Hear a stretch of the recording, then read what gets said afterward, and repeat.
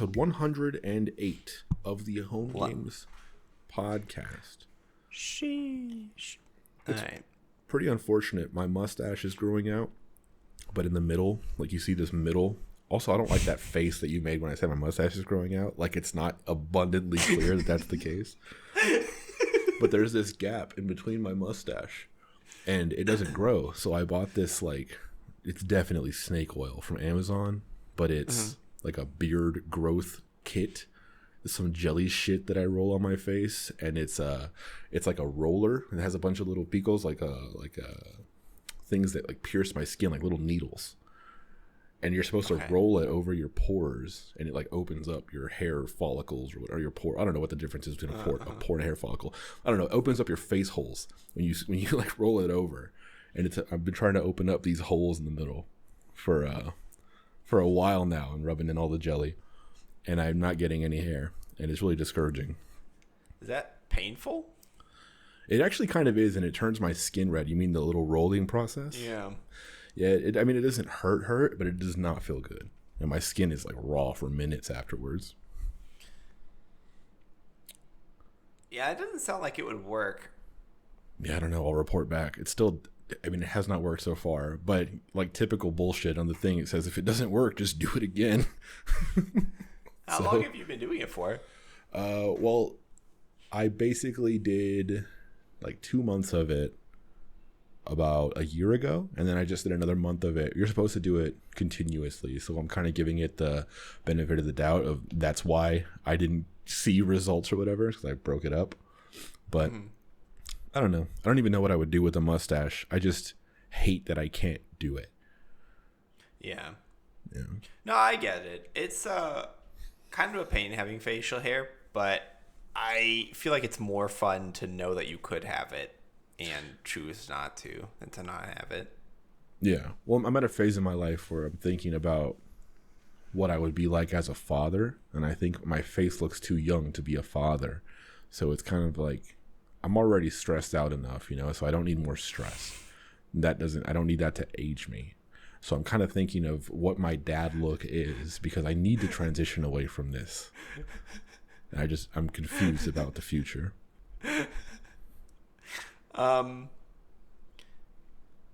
Invest in cargo pants, cargo shorts, khaki. Get yourself golf tees, the little collars, golf polo shirts, and wear socks and sandals everywhere you go. That's crazy. So you and I haven't seen each other in person in about a month, but over the past 6 weeks or so, I've fully embraced the socks and sandals life. There's an episode of How I Met Your Mother where Marshall, one of the characters, is unemployed, and his wife is talking about this radius of comfort, basically, to step outside of the apartment without wearing any pants. And he's unemployed for like a day, and so he won't leave the apartment at that time, but like maybe a month in, he'll go and get the mail not wearing any pants. Like this radius extends as you've been a bum longer. And I've been really bumming it up over the past 2 months, because I went and got a haircut with my socks and sandals on, and my regular lady who was there, she commented, she's like, "Wow, I like the look." And I had to act like I was with her, be like, I'm embracing it, but really it's just I don't give a fuck.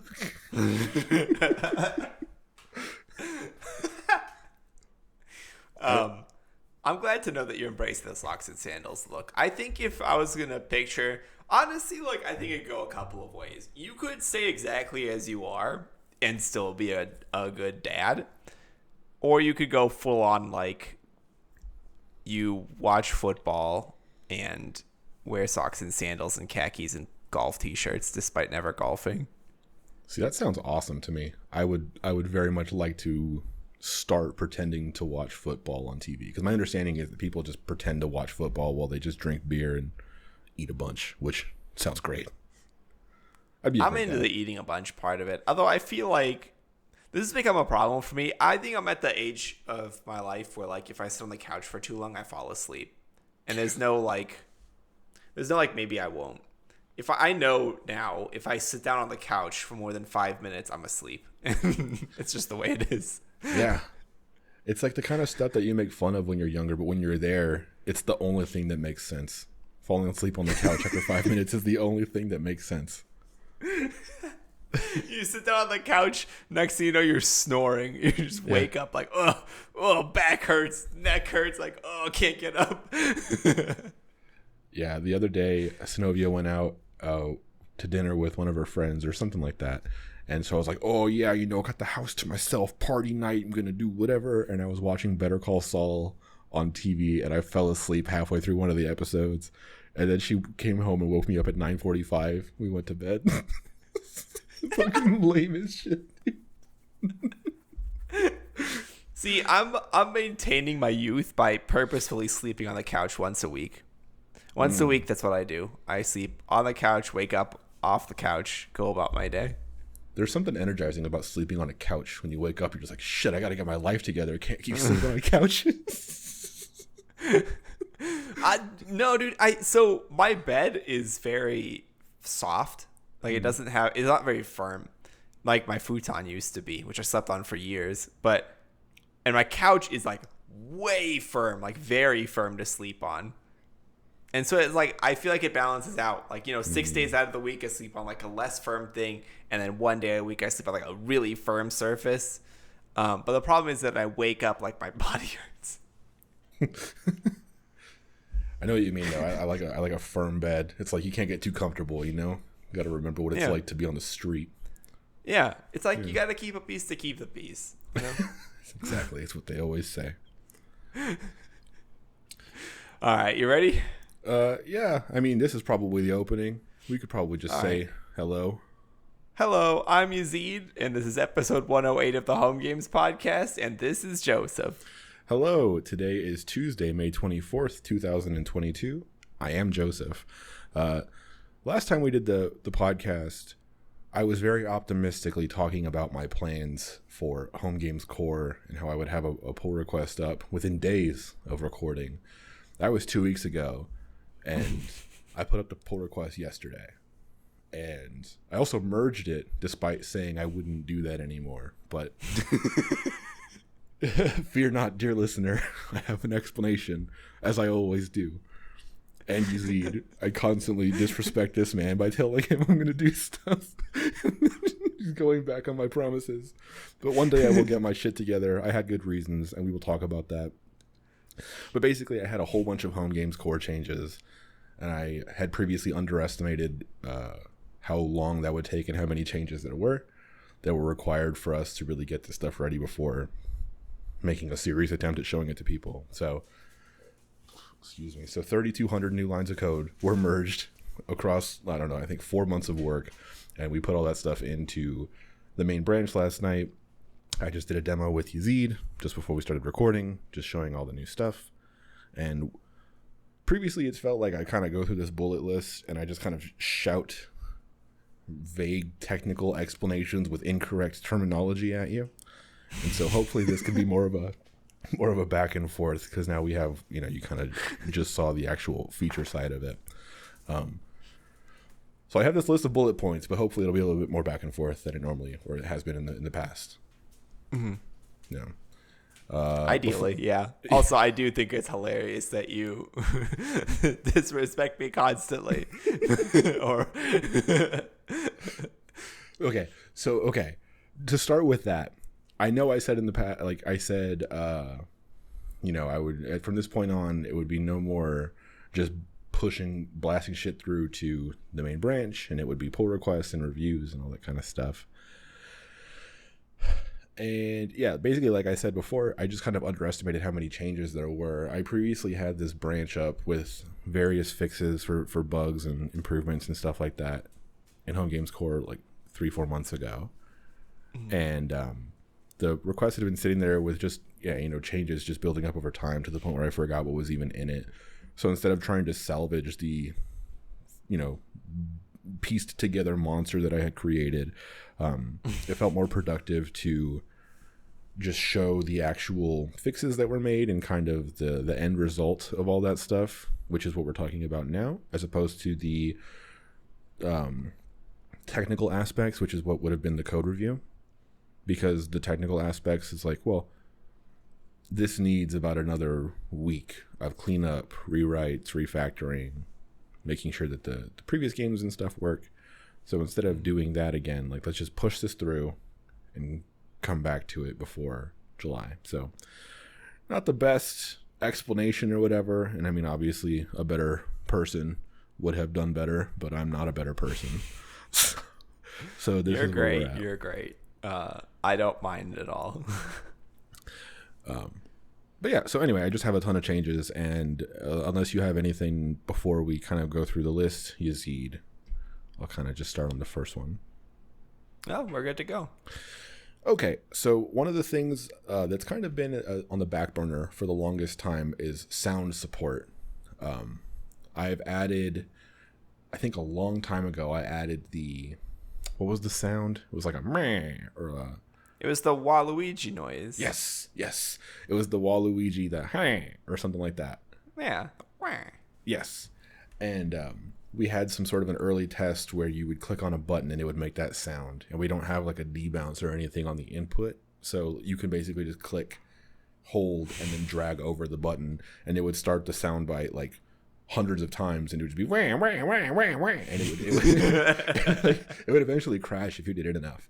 And so that's kind of how audio worked. In a general sense, it would be some interaction happens to trigger an audio node to be present within the game.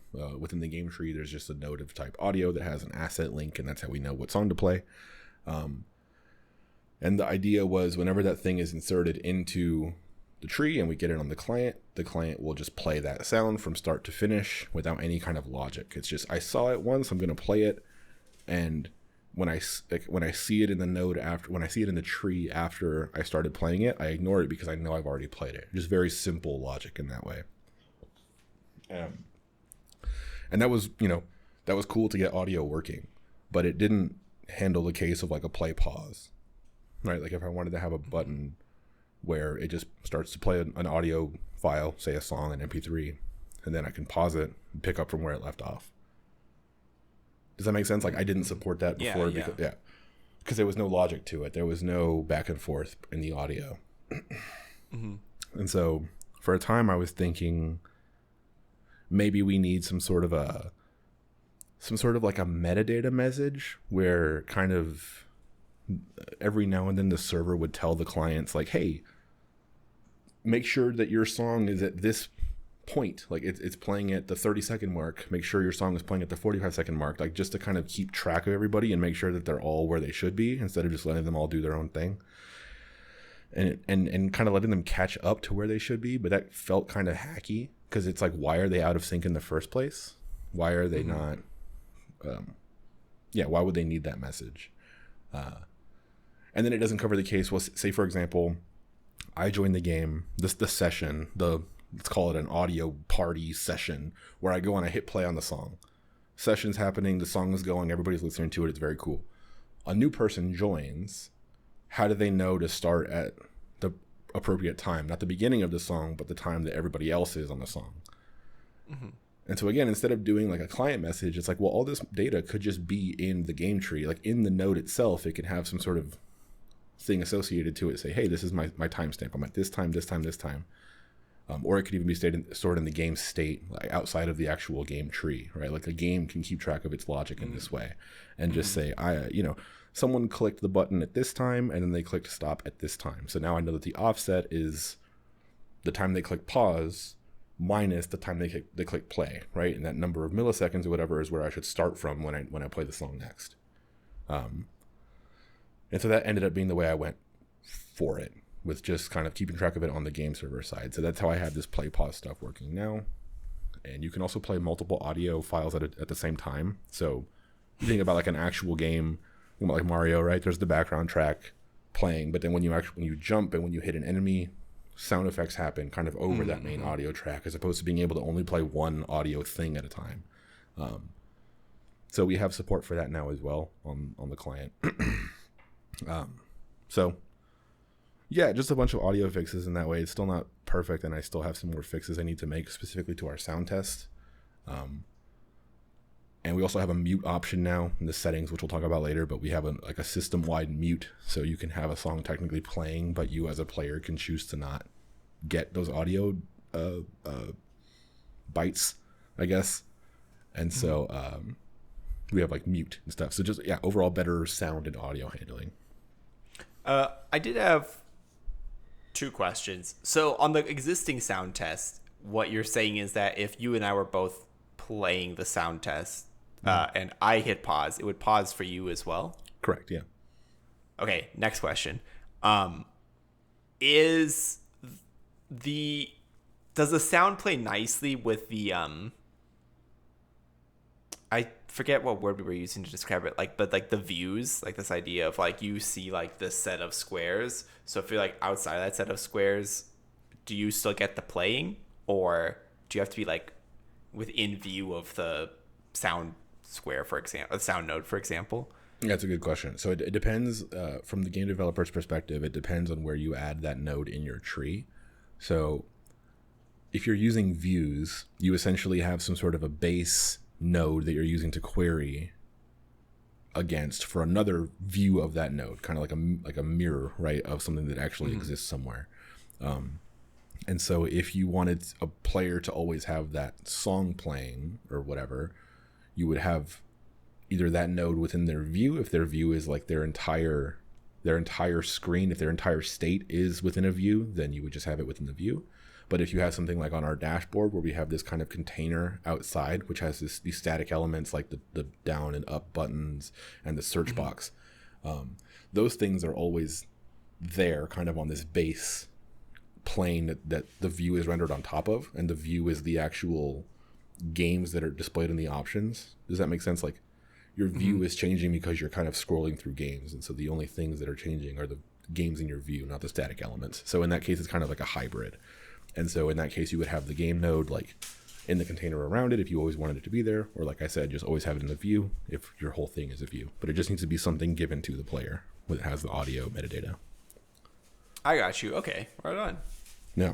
And then, yeah, like previously I was thinking, and one of my early prototypes for the walkie-talkie thing that I wanted to do, right, where you have one player that would, where you have this kind of universal state on this button, and whoever was holding the button would have kind of talking privileges.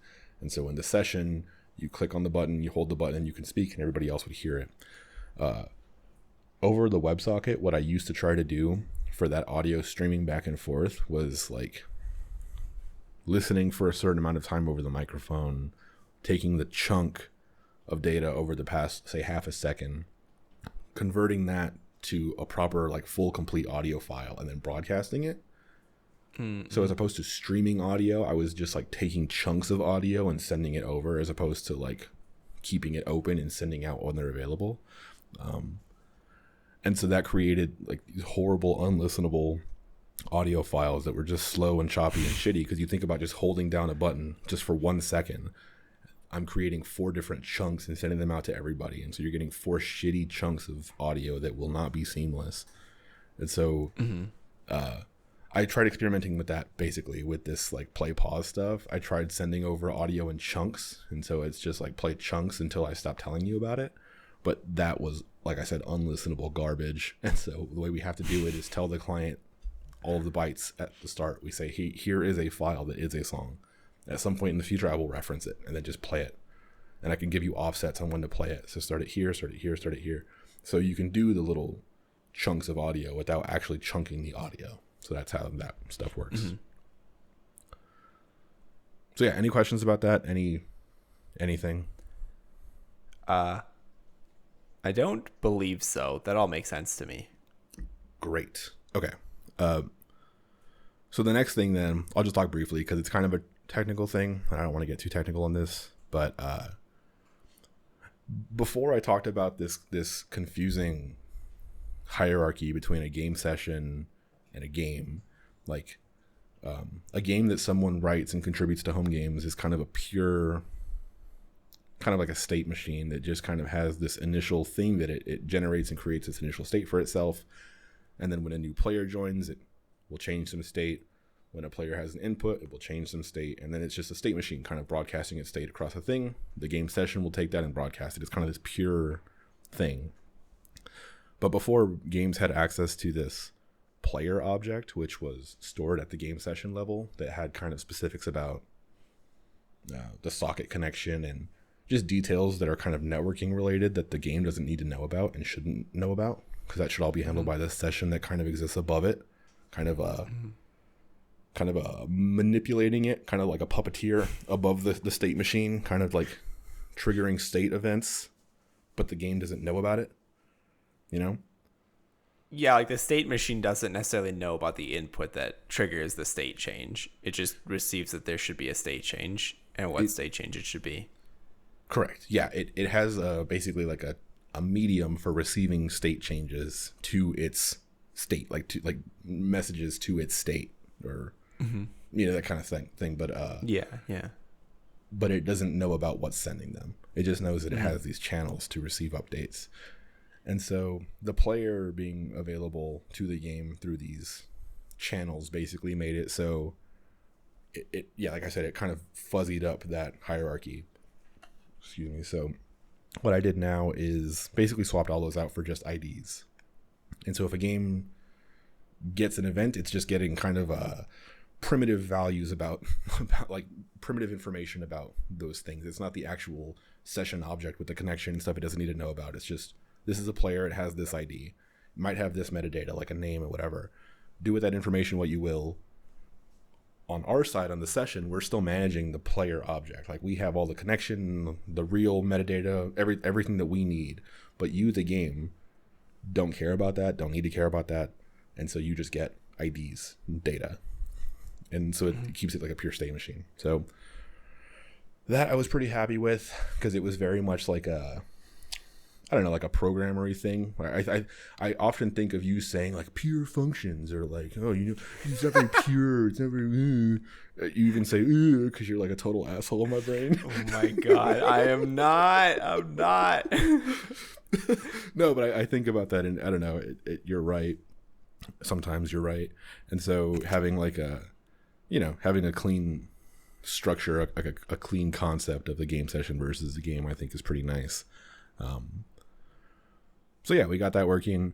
Also have like a system-wide settings. So you have a name that is associated to your player for a session. So say I go to homegames.link, I join a game session, I'm playing games. It'll automatically generate a name for me, but I can change that name. And then our home names service, which runs in the background, will keep that metadata about you consistent between different game sessions. So you don't need, like, you have one name for the session. When you move between games, it keeps track of you. So there's some more technical shit about how that works, but that's the summary of how information is tracked, or it is now, as opposed to what it was doing before, which is just every time you move to a new game, it would just see you as a new person and randomly generate you a new name. So I did have one question on that, and maybe just doing the code review would just answer my question for me. But is the way we hand that off to the game, like during callbacks and stuff like that, make that data mutable by the game? Basically, like, as the game, when I have a handle new player request, can I change that player's name, or is that immutable? Yeah, good question. So no. When you get the player ID and stuff, the game session is creating a new object from the actual core data that it has of the player. And so it's sending you just that object as a game. You could modify whatever you get, but it's not actually changing the values of what's in the game session. Hell yeah, that's dope. I like that. And so fuck, what was I gonna say? Handle player.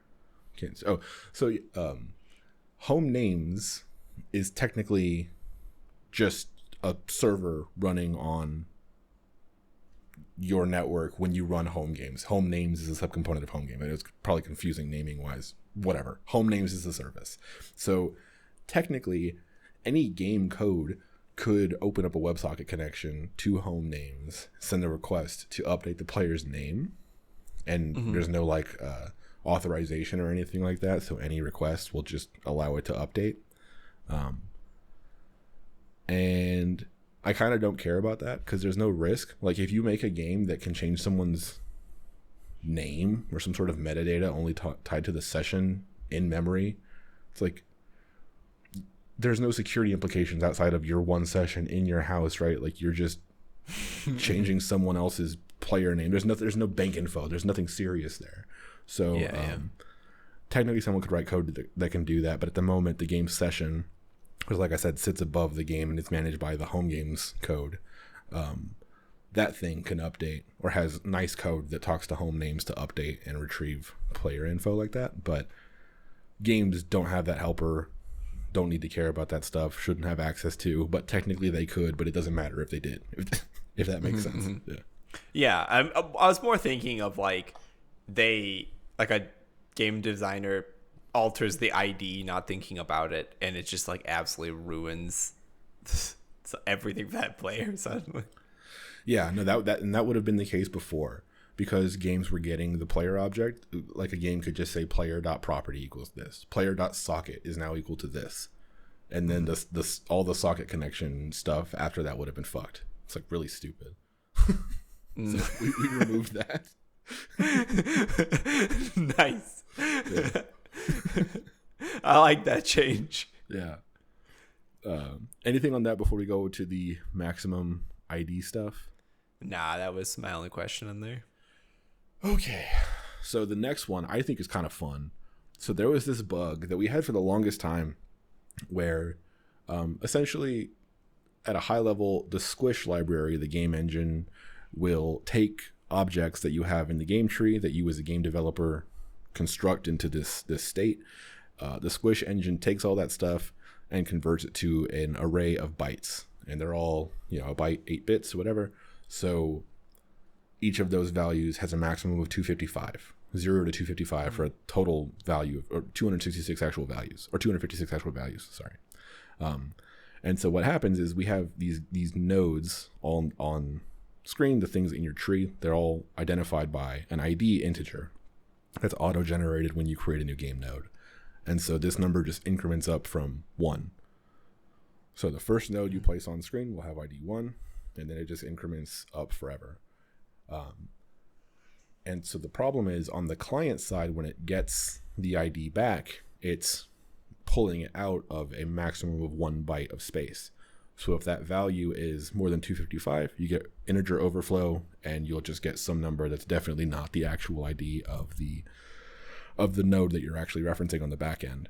And that's fine because that's fine for the most part because our clients are dumb. They don't know any state of the game. Our client, we only have one at the moment, but our clients should be dumb as possible, and not know about the state of the game session. They should just say, this is data, I'm going to render it, and sometimes I'll send events back. But I don't know anything. I won't infer anything. I don't know anything. And so the only time that breaks is when we have input listeners, such as a search box that we have now on the dashboard, right? You click on the search box, it brings up something on the client that allows them to type.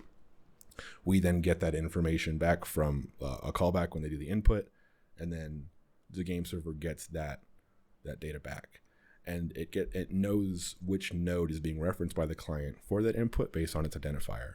And so we had this problem where when the ID was over 255, that input listener would no longer work because the client it thinks the ID is something that it actually isn't because it overflowed.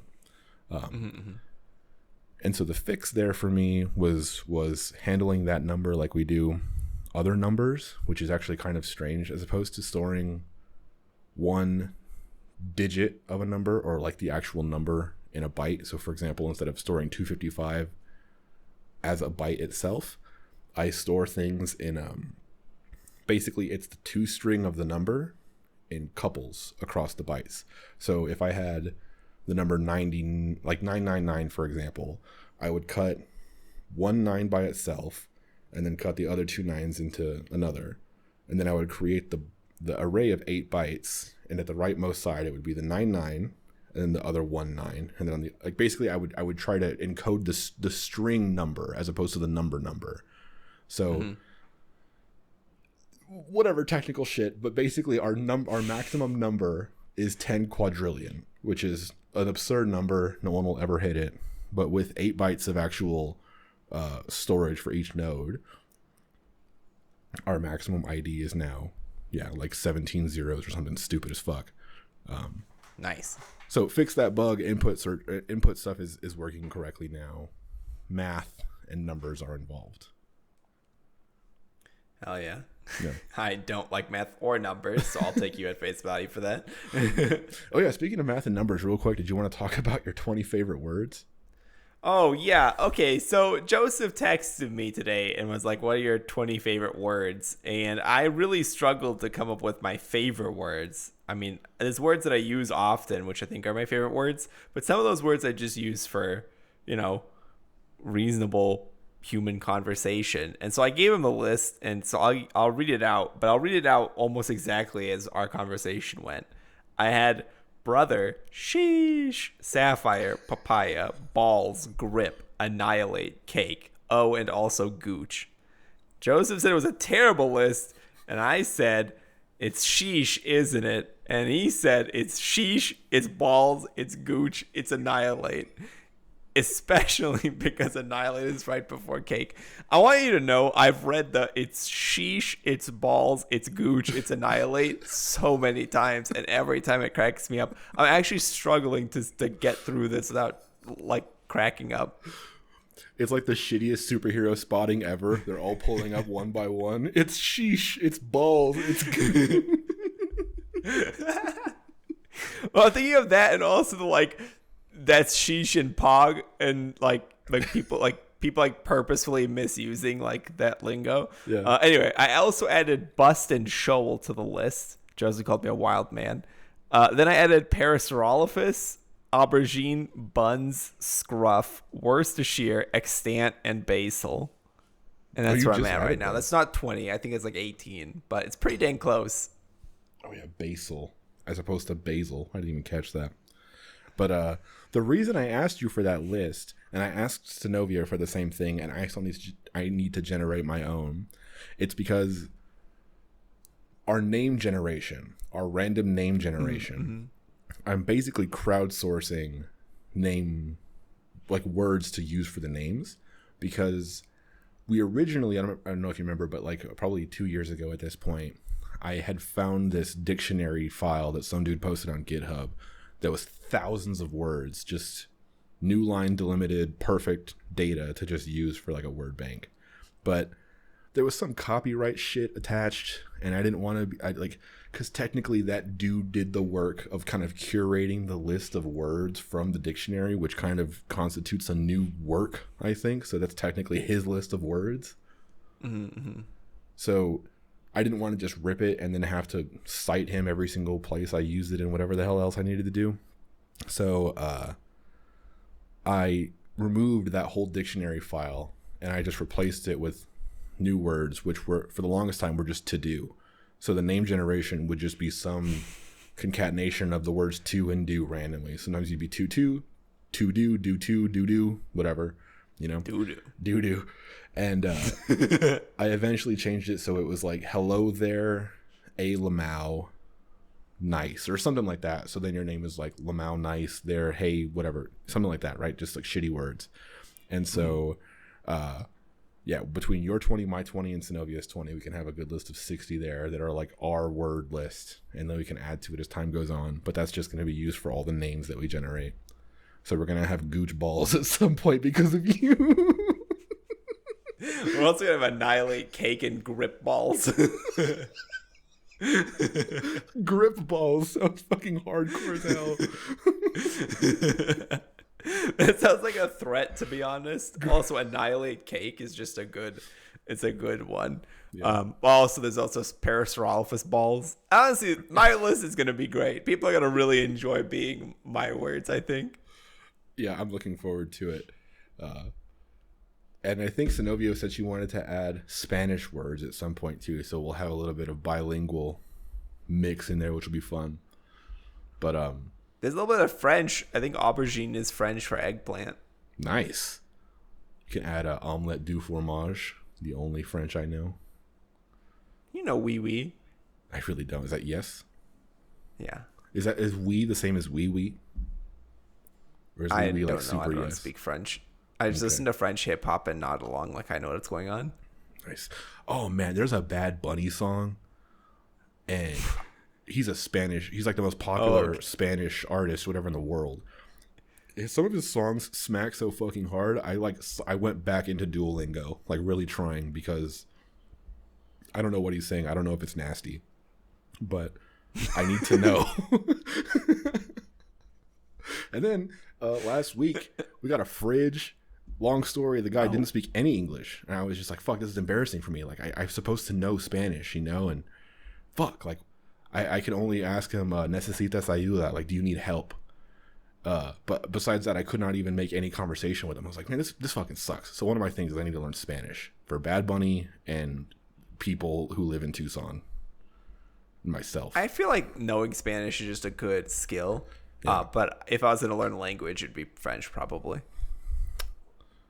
You know German though. That's like a cool thing. It sounds cool as fuck. That's what I would like to learn.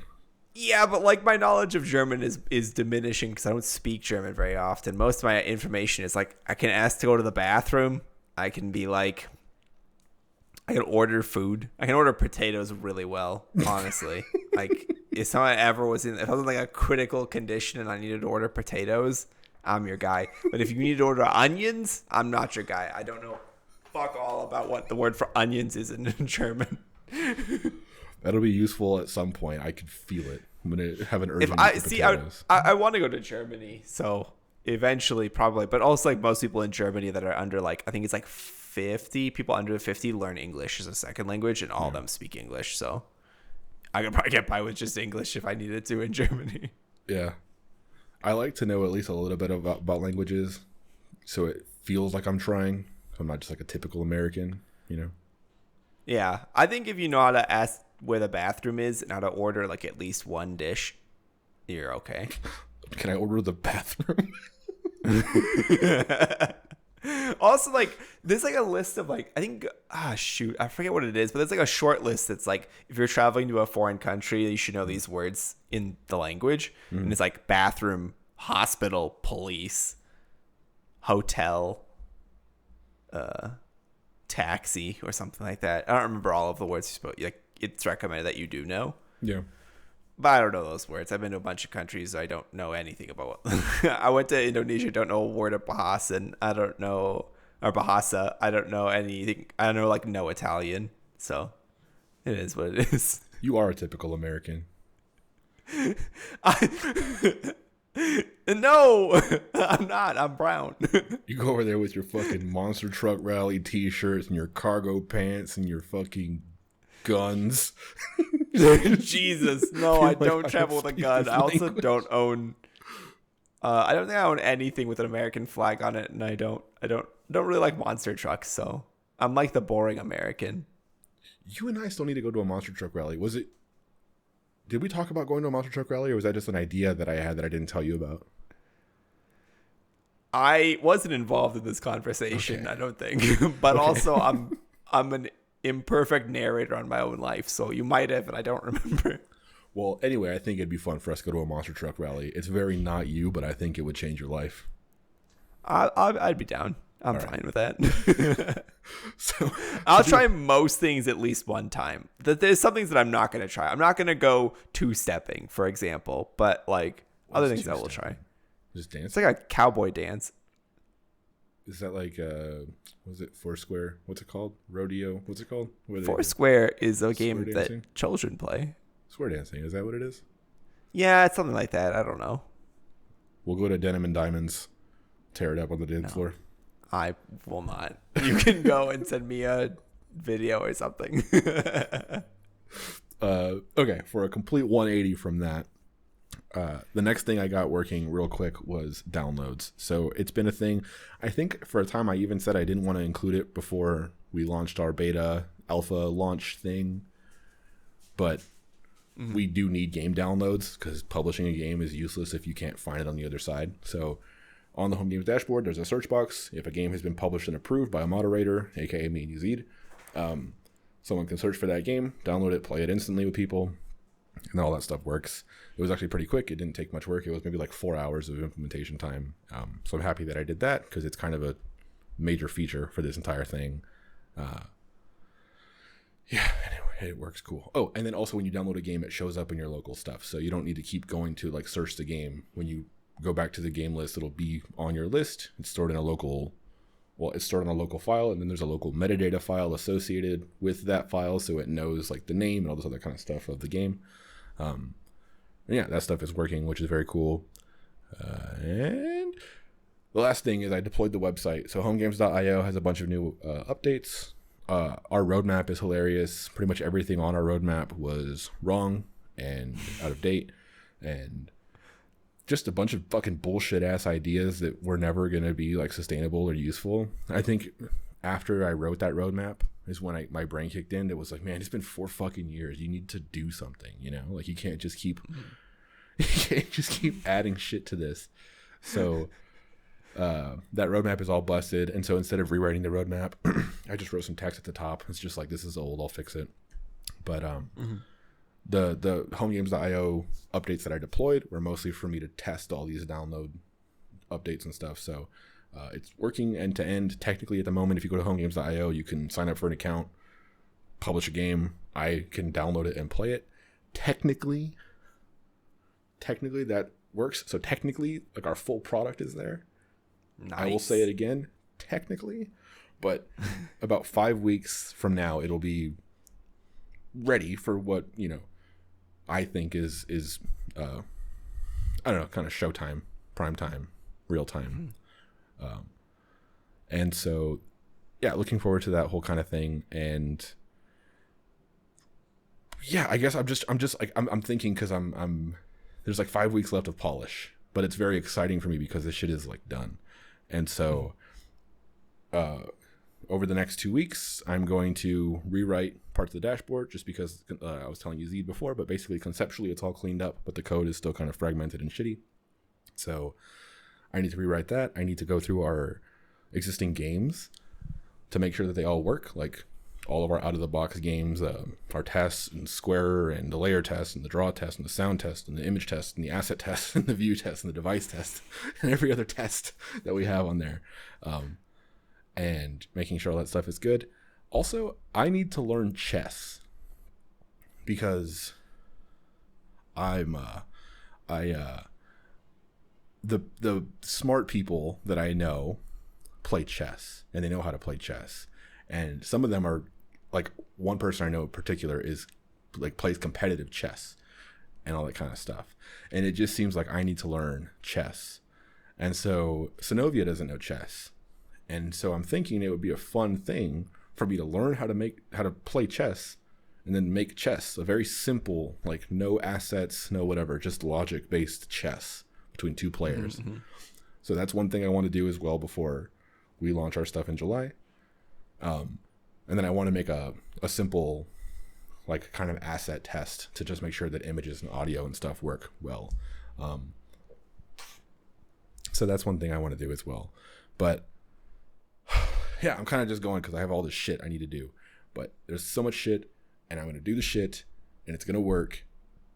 It's going to be great. And then July, I believe it's like July 1st or July 2nd. It's a Friday. And then July 6th is when we actually upload that podcast for that thing. But I want to launch this thing by July 1st. And we keep talking, I keep calling it a beta.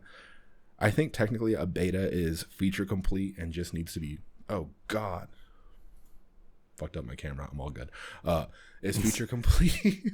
It's feature complete and just needs to be polished. So every main feature is there. Mm-hmm. I don't think technically that's what we're launching, because I don't think we're fully feature complete. Like, for example, there's RTC that I wanted to do, and controller support needs to be fixed and stuff like that. But I guess that's feature. It's like there. It's just not finished.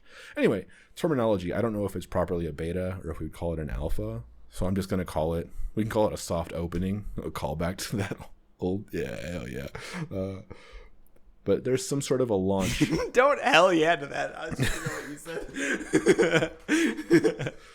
there's some sort of a checkpoint that you and I need to hit, and there needs to be some sort of a big red button event that we hit on July 1st that night. So I was thinking maybe you could come over. We can have like a day of doing stuff in person, and we could figure out what we actually do on that day. But basically, I want the launch day to be recording and doing stuff, and then we'll turn that into, that'll be the podcast for the 6th. That'll be our first fucking please download this, Yeah. So we'll figure it out, but that's what the timeline looks like. We've got 2 or 3 more episodes before that day. Shit's moving. I wake up thinking about this. I'm like so ready for it to be ready. So nice. Yeah, I'm excited for it to be ready too. And I know some people who I know have already been asking for when it's ready because they will have an idea for a game. Yeah. But yeah, what was I gonna say? Shoot, you covered a lot there very quickly. Games, fixing. Calling it a soft opening is probably okay. We could also just call it home games, the home tour or something like that. Like when you're getting your house built and you get your like first walkthrough. Yo, that's what we should call it. The home games first walkthrough. No, what? First walkthrough is when you're getting it built. Oh, I guess because we're building it. Yeah. That's kind of cool. And we'll think about branding. All I know is at some point I'm going to post on Instagram, and all of the people from high school are going to be like, "Oh, you still alive?" You know all the people from high school still, or at least you talked to a lot of them still. No, it's like that weird thing where we're married, like Synovia and I are married, so people from high school will just like your photos and shit whenever you post them, just because it's like, oh, I remember you guys from high school. It's like this weird, I don't actually know anybody. Anyway, those people will hopefully play. I don't know what that's like. You're describing a life to me that I don't live. Yeah. Anyway, that's basically it. I'm very excited for this stuff. Last night, I went to Homegames.io as opposed to my local test version. I created a game, uploaded the code. It was approved by Home Dome. I approved it in the admin. I went back to localhost and I searched for the game I just published, and I downloaded it and I played it. And I was like, holy fuck. Yeah. Like, nice. That's it. Like, there's all these hoops you have to jump through to get it working properly, and that's why I kept saying technically, but that shit works. It's like there. I don't know, man. It's fucking crazy. So, I don't know. I'm very excited. 5 weeks. Hell yeah. 5 weeks to go. Yes. A long haul. Do you have anything else before I start doing the outro? There's nothing wrong with the word sheesh or grip balls. I don't know why Joseph was panicking about it. It's because there's nothing wrong with the word sheesh. If someone's like, man, I went to Costco, it was $250 for my groceries. What the fuck did I buy? You're just like, sheesh, that's crazy. But if someone's like, hey man, I got new Vans, and you're like, sheesh, it's just like, bro, shut the fuck up. Calling me out, actually. All right, I see how it is. Not actually. You don't have to shut the fuck up, but the general you has to shut the fuck up. I love and respect you. You're okay. You can do it. Yeah. Well, I do it ironically for right now. No, that's the thing. That's the thing, is that you're not. It like starts ironically, and then you just say it, and you have been just saying it for like 3 months, dude.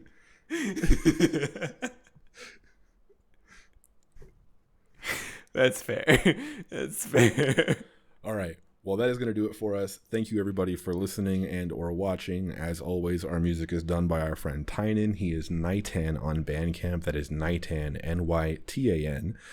You can find us on Twitter at Homegames.io. We have a website, Homegames.io, which is currently undergoing some changes, but should still all be working for the most part. There's a contact form at the bottom of the page you can use to send us questions, comments, concerns, any ideas or thoughts that you have about anything, really. Feel free to send them. We will read them if they're sent. Really, we don't have any kind of bar for that stuff. We'll read it. So we'll read anything. Read anything you send us. Send us your Joseph X Yazeed fanfic. I'm gonna put that out there. Please, if we ever get like a podcast sponsor or a GitHub sponsor or anyone that recognizes us in the street, like that'll be all really cool. But if someone ever writes slash fiction, which like me and Joseph and Yazeed slash fiction, which my understanding is sex fan fiction, that's how I know we made it. Yeah, for sure. Sponsorship. We've talked about this before. I'm waiting for the like, are Yazeed and Joseph still friends posts? Oh, yes. Because that's when they start to like guess if Joseph and I like secretly hate each other because like one time Joseph asked me to do something, I didn't do it or something. Yeah. And then every now and then, just to keep it fresh, I'll just smack the shit out of you on the camera. It's an abusive relationship. Hold on. To keep it fresh, this man said. All right, let's close down shop before Joseph like starts admitting to crimes live. Thank you, everybody, for listening. We will see you in 2 weeks. Bye-bye. Bye.